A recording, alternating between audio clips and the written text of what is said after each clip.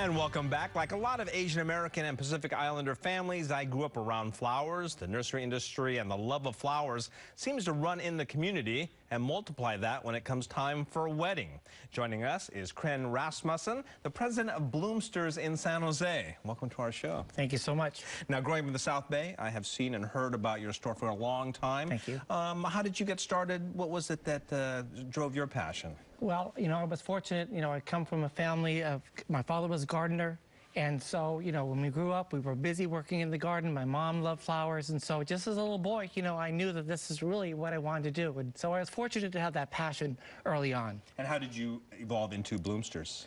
Well, I went to school at UOP in Stockton, got my degrees there, worked for an accounting firm in San Francisco. And then, but all along, I knew that this is what I wanted to do. So, as a 16-year-old, I was working in the garage, getting a few things done, and just moved forward with my passion and knew that's what I wanted to do. Is it a tough business to start? I think it's tougher today than it was 28 years ago. Absolutely. The industry has changed quite a bit, and so we need to morph our revenue patterns and what we provide to our clients to make sure that we can be successful and strong. Let's talk a little bit about planning a wedding and the flower design and the plan. Sure. A lot of people probably think you can just put flowers anywhere and it all looks great. Right. What is kind of the design or the plan that you have when you kind of try to decide what to do? Sure. Well, when our brides come into the store, some of them have some pretty passionate and clear visions of what they're looking for. The use of Pinterest, on the internet, really allows us to get inside their head a little bit faster in some ways to get a sense, but other brides still remain in question, and they look to a designer to begin to drive them towards using their words of interest and then create a vision. And for me, it's fun because I love tradition, right? I grew up with a family with tradition, being a Danish family, but all of our families come back from various hallmarks and different segments in their lives that they're kind of bringing forward when it comes to a wedding, right? And I think it's really fun to learn about the families and then portray that in the floral work that we do for them. That's interesting that flowers can express that kind of thing. Absolutely, absolutely. How about for Asian American and Pacific Islander families and communities? How are they different, or in what way do you kind of approach what you do for them? Well, I think both those communities are really passionate about flowers. And so, there's a little bit of a distinction between the two. Our Indian clients, they're incredible. Flowers play an incredibly important part of the decor. I think it really ends up being more of a family statement, the flowers and the design work that comes into that wedding. So the use of the color, the use of the vibrancy of the color and the spectrum of color that gets used there is really an important part of their respect to their family heritage, right? Versus, some of our, our Asian families, their lines are generally a little bit cleaner, right? We have to be much more careful about our color usage there.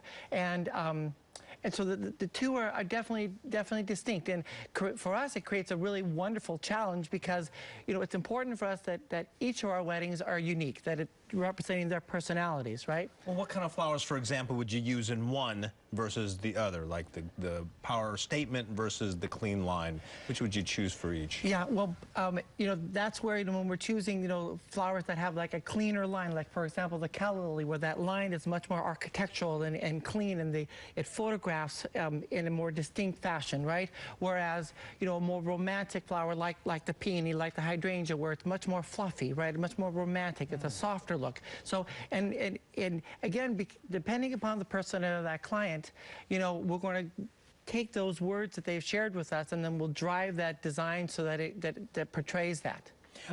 How much are they looking to you for maybe a realistic appraisal of carrying out that vision, and how flexible are they in terms of adjusting? Well, it's really a give and take, right? When we begin our process, we work with a dream. I mean, the wedding is a dream, right, for anybody, right? And so it's our goal to make that dream happen, right? But then in that process, obviously, the venue, budgets, those type of things have to help us modify that dream. But really, our goal is to hold true to that initial dream of what they were looking for there. And it's fun when we see the traditions of the families and how we can really portray that and share that. You hate to talk too much about the flower business side of everything, but what is the flower industry like right now for you, locally, globally, and how does it impact you in terms of trying to carry out the vision of the people that want to do weddings their way?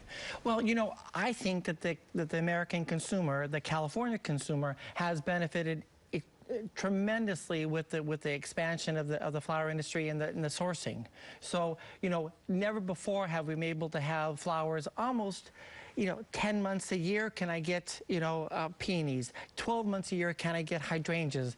I can get a full ombre of roses from Ecuador and Colombia at a 2 weeks notice. You know, that wasn't true years ago, right? So there too, that allows us then when we're working with some of our specific, you know, our Asian and our Indian clients with their passion of color or the respect of color, that we can make sure that we're really able to deliver, because it is Mother Nature.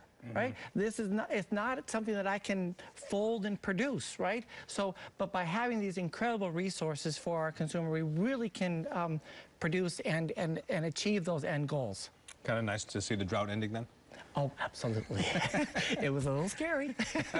A pretty busy time for you right now? Absolutely, with the holidays all about us here, and then of course, Christmas and New Year's is the engagement time, right? So come January, you know, it's a busy time for us to get a chance to meet all of our new brides and to sit down with them and begin to learn their dream and their passions and our goal is to make that happen for them. Really quickly, what's an important thing that people need to remember if they want to make sure that they get the flowers that they want right now?